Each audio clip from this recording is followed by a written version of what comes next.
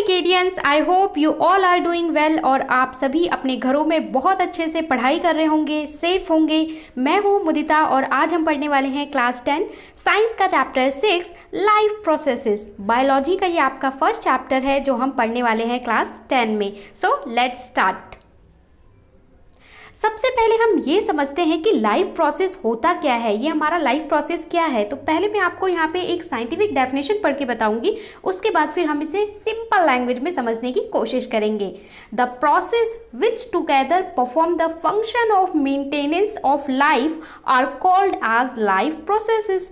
That mean ऐसे functions जो हमारी बॉडी को मेंटेन करने के लिए, हमारा बॉडी क्या है, एक मशीन है, इसको मेंटेन करने के लिए जो ऐसे फंक्शन एक साथ परफॉर्म होते हैं उसको हम क्या बोलते हैं, लाइफ प्रोसेस बोलते हैं। अगर मैं आपको डेली लाइफ में बात करूं तो हमारी बॉडी में बहुत सारी एक्टिविटीज़ होती रहती हैं, ठीक है।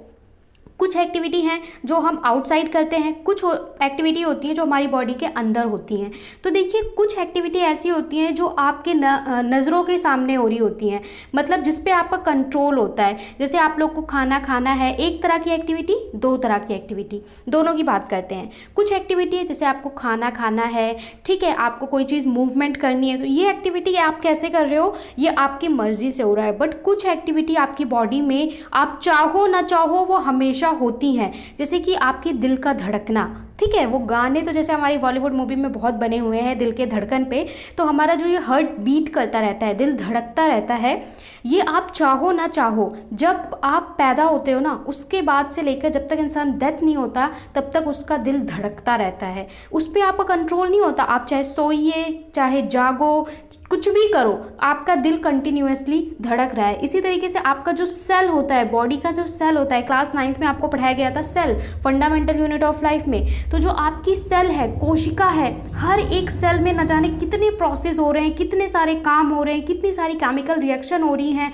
और वो सब मिलके टिश्यू काम कर रहे हैं, और वो सब लाइफ प्रोसेस का एक पार्ट है। उन पे हमारा कंट्रोल नहीं है, वो अपने आप हो रहा है, चाहे आप सो रहे हो नहीं सो रहे हो, ठीक है, आप कुछ भी कर रहे हो, फिर भी आपके बॉडी के अंदर खाना डाइजेस्ट हो रहा है, आपके बॉडी में सेल हैं वो मेंटेनेंस का काम कर रहे हैं। तो ये सब क्या है, ये सब हमारा लाइफ प्रोसेस है। ये सारी एक्टिविटीज़ लिए हो रही है, लाइफ प्रोसेस के लिए हो रही हैं।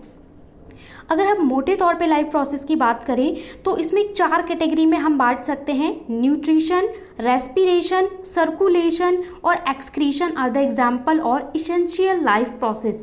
यानी हमारे लाइफ प्रोसेस के इसेंशियल कुछ प्रोसेस हैं जिनको हम इस चैप्टर में एक एक करके बहुत डिटेल में पढ़ने वाले हैं। एक एक टॉपिक को पूरा लेक्चर में दूंगी, एक एक टॉपिक हम पूरा डिटेल में पढ़ेंगे। और बायोलॉजी का ये समझिए बहुत ही इंटरेस्टिंग और बहुत अच्छा चैप्टर है, बहुत स्कोरिंग चैप्टर है। तो जब हम न्यूट्रिशन पढ़ेंगे, आज हमारा टॉपिक है न्यूट्रिशन, तो हम न्यूट्रिशन को पूरा बहुत अच्छे से पढ़ेंगे। इसके बाद हम पढ़ेंगे रेस्पिरेशन, सर्कुलेशन, एक्सक्रीशन। तो एक एक टॉपिक को हम बहुत ही वाइड तरीके से अच्छे से समझने की कोशिश करेंगे। चलिए, तो आज हमारा जो टॉपिक है, आज हमारा टॉपिक है न्यूट्रिशन। न्यूट्रिशन को समझने की कोशिश करते हैं। उससे पहले हम थोड़े से और पॉइंट्स को डिस्कस कर लेते हैं। In unicellular organism all these process are carried out by the single cell. देखिए हमने 2 तरह के ऑर्गेनिज्म पढ़ा था, आप लोग छोटी क्लासेस में भी पढ़ते हैं।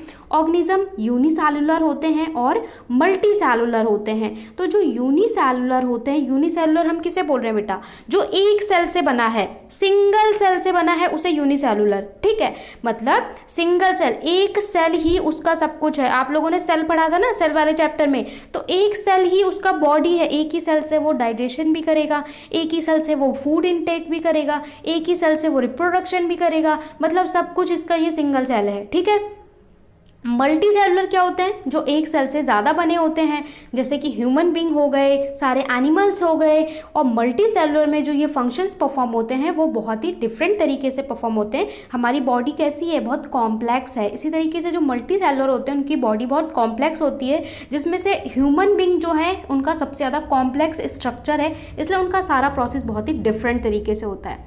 Multi cellular organism well developed system are present to carry out the processes. ठीक है, तो यहाँ पे हम यूनिसेलुलर के बारे में भी पढ़ने वाले हैं और मल्टी सेलुलर के बारे में भी, और मल्टी सेलुलर में हम पढ़ेंगे ह्यूमन बींग्स के बारे में, क्योंकि हम ह्यूमन बींग्स हैं तो ह्यूमन बींग्स के बारे में जानना तो हमारे लिए ज़रूर बनता है। और यूनिसेलुलर में हम लोग पढ़ेंगे अमीबा के बारे में। ओके, सो आगे देख लेते हैं जो हमारा आज का टॉपिक है।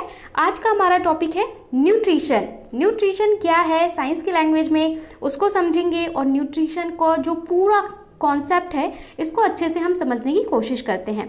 तो भैया न्यूट्रिशन क्या होता है? Nutrition is the process of taking food and converting into energy. अब एक बात समझ लेते हैं कि हम लोग जितने भी लिविंग बिंग हैं, नॉट ओनली मैं ह्यूमन बींग की बात नहीं कर रही हूँ, जितने भी लिविंग बिंग हैं, ठीक है, जितने भी लिविंग हैं इस अर्थ पे, उन सब की बेसिक नीड क्या है? बेसिक नीड क्या है आप बता सकते हैं? किसी भी लिविंग बिंग की, वो एक छोटी सी चींटी हो सकती है, हाथी हो सकता है, डॉग हो सकता है, हम इंसान हो सकते हैं, पेड़ पौधे हो सकते हैं, हर एक लिविंग की बेसिक नीड क्या है? बेसिक नीड है भाई एनर्जी। ठीक है, एनर्जी। हम खाना क्यों खाते हैं? जैसे कि आपसे बचपन में पूछ लिया खाना क्यों खाते हैं, तो बच्चे बोलते हैं अरे जिंदा रहने के लिए खाते हैं। नहीं, वो तो गंवार इंसान बोलता है। किस लिए खाते हैं खाना? एनर्जी के लिए खाते हैं, क्योंकि हम कोई भी जो एक्टिविटी कर रहे हैं ना, जैसे मैं बोल रही हूँ, आप लोग पढ़ रहे हो, लिख रहे हो, सोच रहे हैं, सब काम के लिए हमें क्या चीज़ की ज़रूरत होती है? एनर्जी। किसी मशीन को चलाने के लिए, जैसे फ्यूल, आपकी जो कार है बेटा, कार को चलाने के लिए उसमें भरते हो ना डीजल, पेट्रोल, CNG। इसी तरीके से हमारी बॉडी को चलाने के लिए, एक्टिविटीज़ करने के लिए हमें जो फ्यूल की ज़रूरत है, हमारे सेल को, कोशिका को जो फ्यूल की ज़रूरत है, वो फ्यूल है एनर्जी। और एनर्जी हमें मिलती है न्यूट्रिएंट से, अलग अलग तरह के न्यूट्रिएंट से। तो न्यूट्रिशन इज द प्रोसेस, और न्यूट्रिशन वो प्रोसेस है जिसमें हम फूड को इनटेक करते हैं, ठीक है, फूड को लेते हैं और उसको कन्वर्ट किस में कर देते हैं? एनर्जी में कर देते हैं। क्योंकि हमें इस खाने की ज़रूरत नहीं है, हमें ज़रूरत है इस एनर्जी की, लेकिन एनर्जी हमें बना बनाया नहीं मिलता। हम खाने को, अलग अलग चीज़ों को खाते हैं और हमारा बॉडी उसको सिंपल फॉर्म में कन्वर्ट करके एनर्जी बना देता है, और वही एनर्जी चाहिए होती है, वही फ्यूल चाहिए होता है हमारी बॉडी को चलाने के लिए। तो आपकी हमारी बॉडी को चलाने के लिए फ्यूल का नाम क्या है? Energy. Energy is the fuel जो हमारी बॉडी को चला रहा है। वाइटल न्यूट्रिएंट, तो न्यूट्रिशन की अगर आपसे डेफिनेशन बोलेगा कोई, तो आप बोलोगे न्यूट्रिशन का मतलब क्या है? फूड को कन्वर्ट करना एनर्जी में, यही मतलब है न्यूट्रिशन का। Nutrients are the substance which provide nutrition.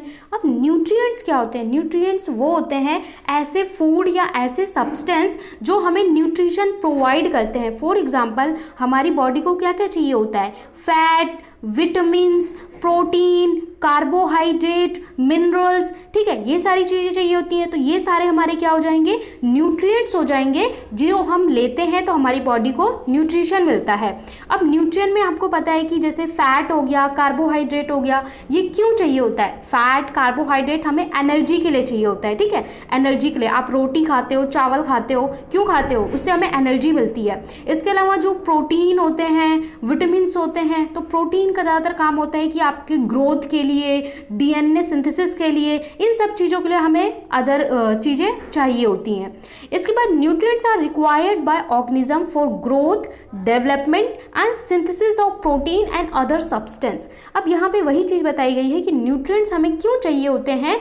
Nutrients हमें चाहिए होती है ग्रोथ के लिए, ठीक है, जब आप ग्रोइंग पीरियड में होते हो तो ग्रोथ के लिए। जैसे कि आप टीनेजर हो तो 18 साल तक तो आपकी बॉडी का ही ग्रोथ होता है, आउटर ग्रोथ होती है, आपकी हाइट बढ़ रही है, आपके बहुत सारे चेंजेस हो रहे हैं बॉडी में, ठीक है। इसके बाद 18 के बाद भी चेंजेस होते हैं, लेकिन वो इंटरनल ग्रोथ होती है, जैसे कि आपके अंदर के जो पार्ट्स होते हैं उसमें ग्रोथ होती है, उसके लिए आपको चाहिए होता है development and synthesis of protein. आपके सेल के अंदर हमने पढ़ा है, सेल के अंदर प्रोटीन बनता है, लिपिड्स बनते हैं, तो उन सब के लिए चीज़ों के लिए भी हमें क्या चाहिए होता है? न्यूट्रिएंट्स चाहिए होता है, जिसके लिए हम तरह तरह के फूड इनटेक करते हैं, जिनसे हमें न्यूट्रिशन मिलता है।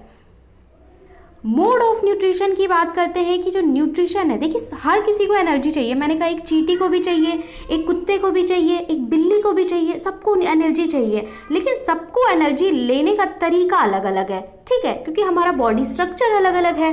The general requirement for energy and material is common but it is fulfilled in the different ways, so the mode of nutrition are of two types. देखिए ये कह रहे हैं कि हर किसी को अपनी बॉडी को चलाने के लिए सबका जो बेसिक रिक्वायरमेंट है वो एनर्जी है, इतना बात तो हम समझ गए हैं। लेकिन हर किसी को न्यूट्रिशन जो लेने का तरीका है वो अलग अलग होगा, इसलिए so the mode of nutrition are of two type. इसलिए जो मोड ऑफ न्यूट्रिशन है उसे हम टू टाइप में कैटेगराइज कर सकते हैं, autotrophics and heterotrophics. So today we are completely focus on autotrophs. यहाँ पे हमारे दो तरह के न्यूट्रिशन हैं, ऑटोट्रॉपिक एंड हिट्रोट्रॉपिक, और आज हम ऑटोट्रॉपिक को डिटेल में पढ़ेंगे, हिट्रोट्रॉपिक को हम नेक्स्ट क्लास में पढ़ेंगे। तो हिट्रोट्रॉप और ऑटोट्रॉप इसके बारे में आप पहले से भी जानते हैं, थोड़ा थोड़ा बचपन में भी पढ़ते हैं। ऑटो मतलब होता है क्या, ओन, ठीक है।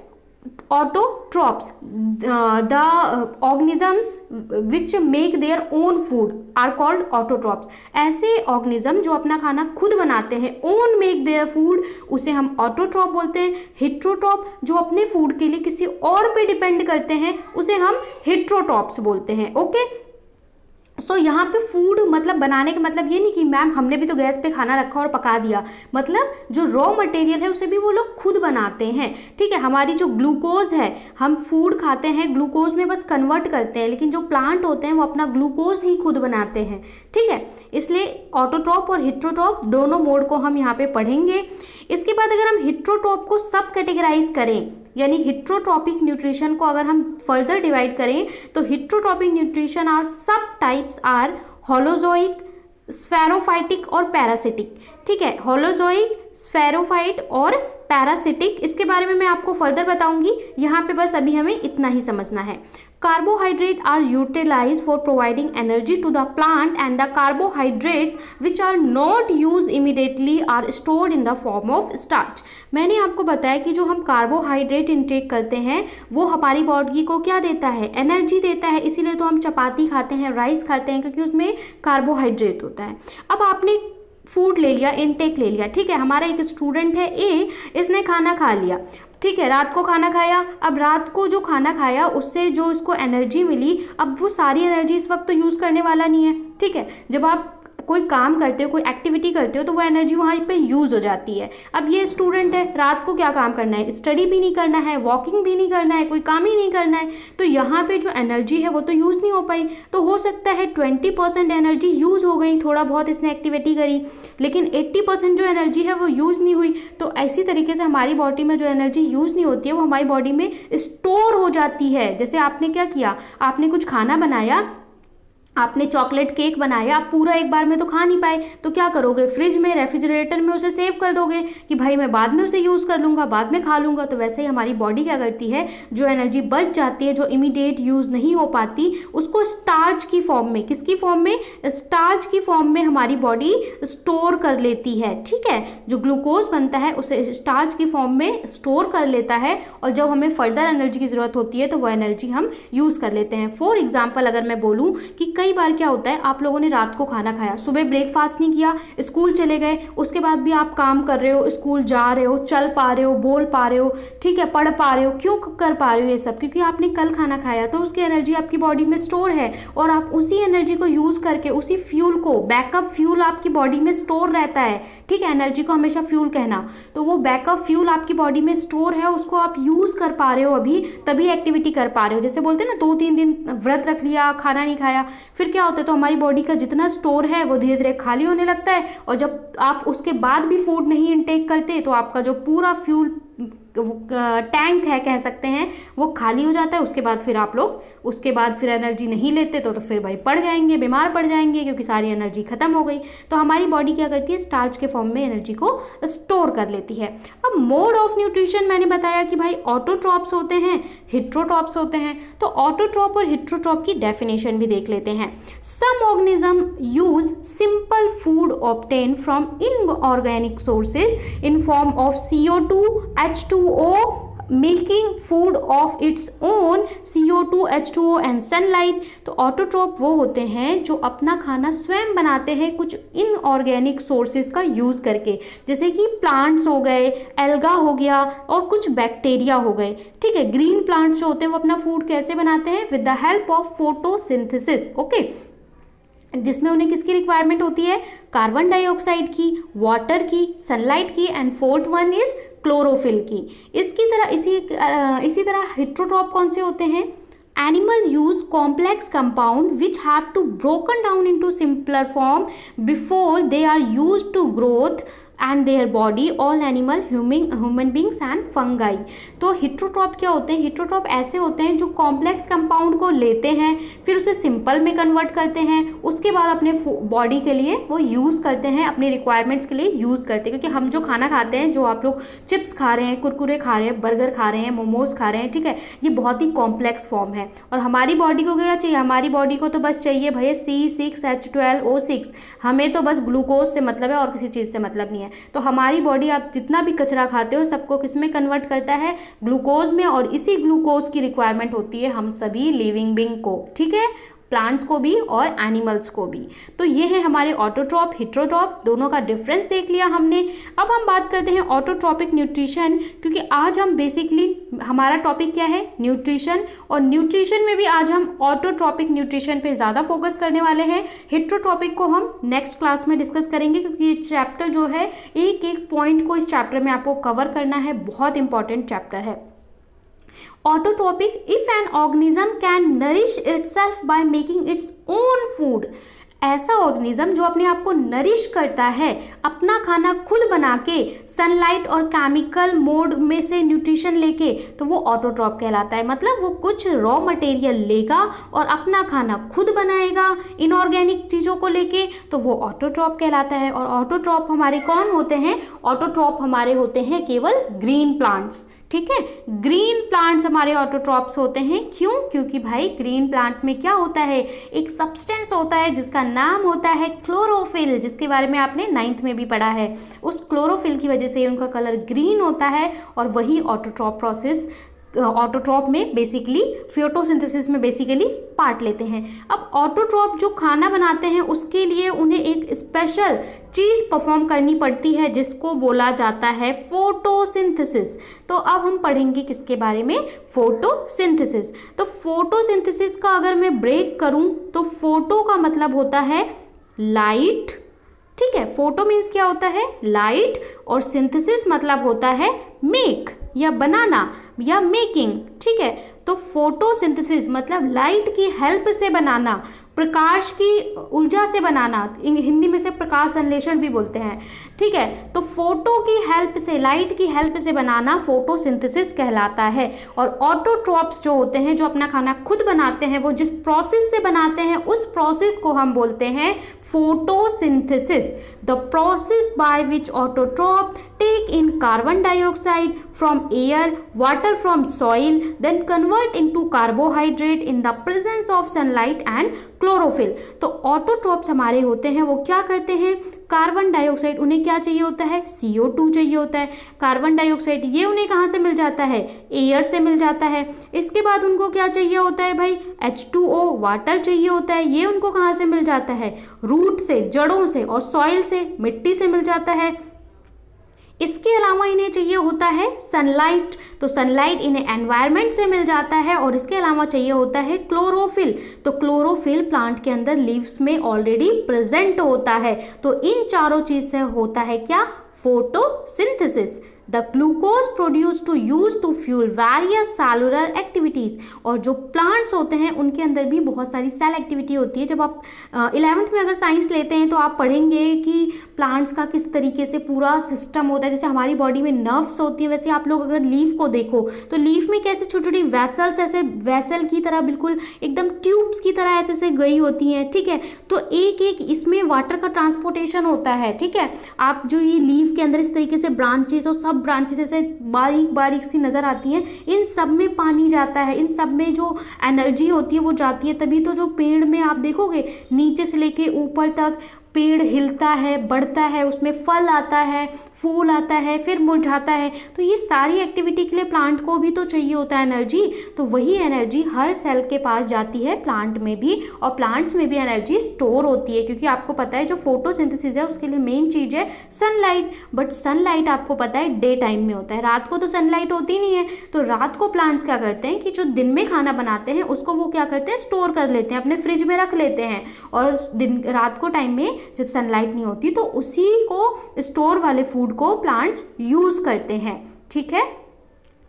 The by product of biochemical process is oxygen, और इसका बाई प्रोडक्ट क्या होता है, ऑक्सीजन। मतलब इनका जो जो बचता है चीज वो क्या होता है, ऑक्सीजन। और ये लोग ऑक्सीजन क्या करते हैं, प्लांट्स रिलीज कर देते हैं एयर में, और जो हमारे लिए बेसिक रिक्वायरमेंट है, और हम ऑक्सीजन ले लेते हैं। इसलिए तो कहते हैं ज़्यादा पेड़ लगाओ तो ज़्यादा फोटोसिंथेसिस होगा और हमें ज़्यादा ऑक्सीजन मिलेगी। और हमारी जो कार्बन डाइऑक्साइड है जो हमें नुकसान देती है, जो हमारा ग्लोबल वार्मिंग बढ़ाती है, उसको प्लांट्स एब्जॉर्ब कर लेते हैं फोटोसिंथेसिस के लिए। तो प्लांट तो हमारे लिए बेनिफिशियल है, क्योंकि वो हमें लकड़ी दे रहे हैं, फल दे रहे हैं, फूल दे रहे हैं, और साथ साथ ऑक्सीजन भी दे रहे हैं। ठीक है, अब देखिए फोटोसिंथेसिस जब भी बात करते हैं तो आपको रिएक्शन लिखनी है। CO2 H2O, वाटर लिया, कार्बन डाइऑक्साइड लिया।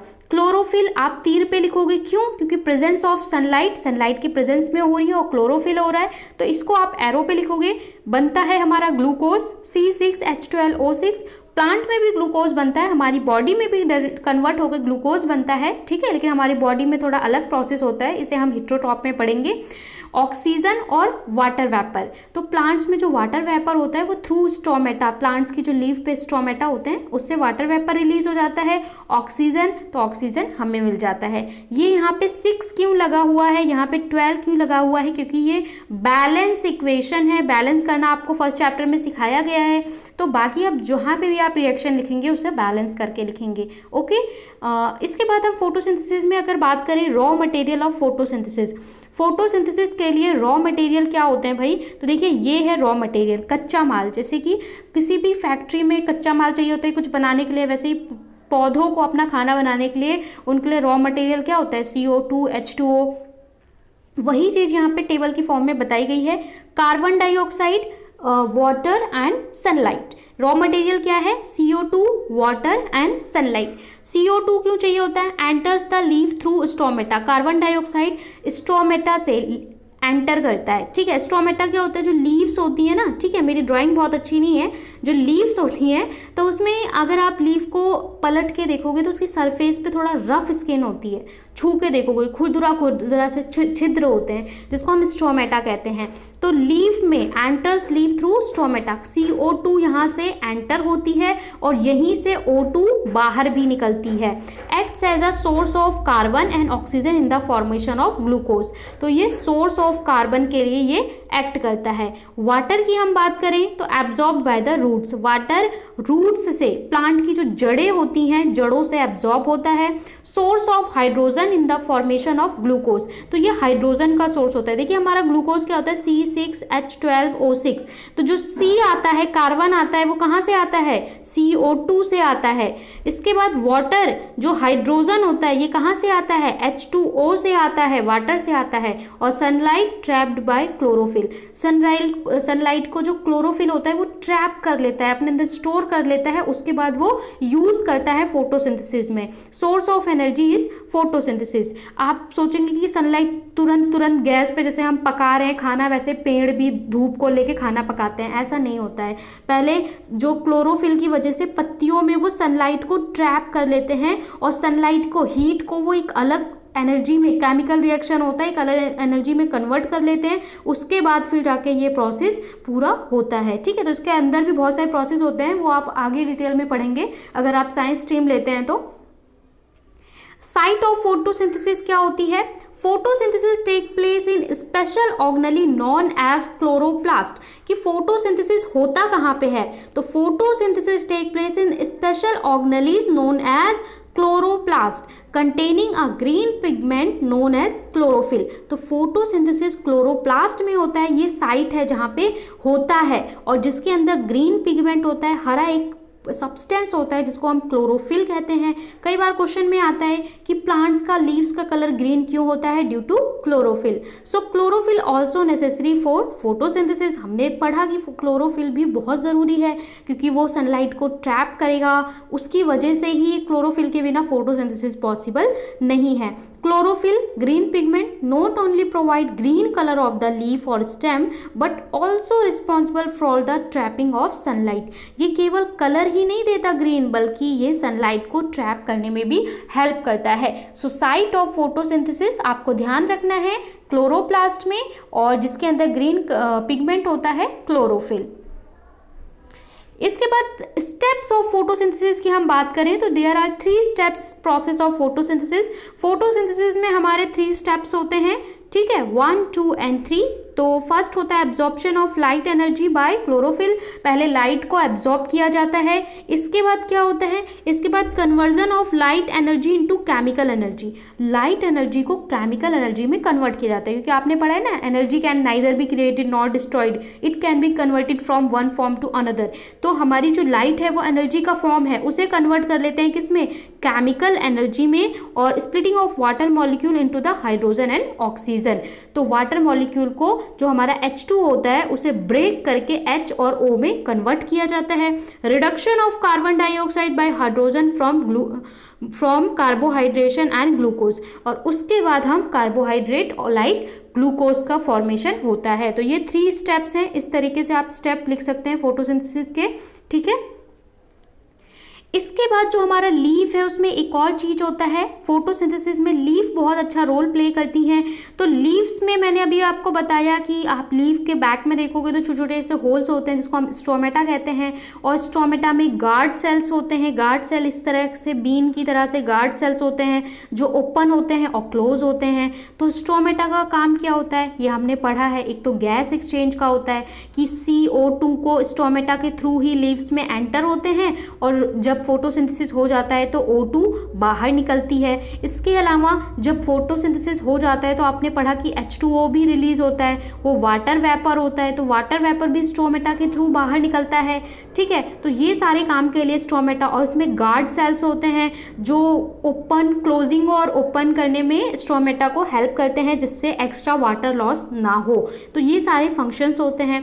Stomata are the pores on the leaf that help in exchange of gas. Stomata ऐसे छोटे पोर्स होते हैं लीव्स में जो गैस एक्सचेंज में हेल्प करते हैं। They are mostly found on the under side of the leaf. Each stomata is guarded by guard cell. तो इसमें गार्ड सेल होता है, हर स्टोमेटा में गार्ड सेल होता है जो उसे ओपनिंग एंड क्लोजिंग में हेल्प करता है जिससे एक्स्ट्रा वाटर लॉस ना हो, which control the opening and closing of the pore.